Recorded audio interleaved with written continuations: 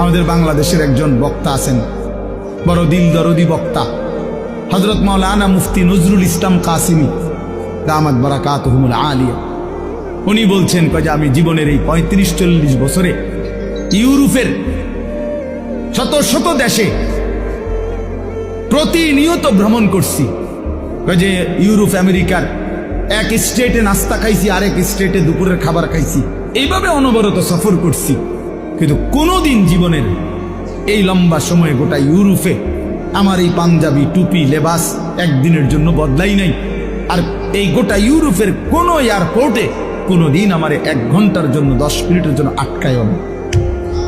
আমার পাসপোর্ট আমার লেবাস বরাবর, আমার পাসপোর্টে লেখা আমার ধর্ম ইসলাম, আমার পোশাকও বলে আমি মুসলমান, খালাস, আমার আটকায় নাই।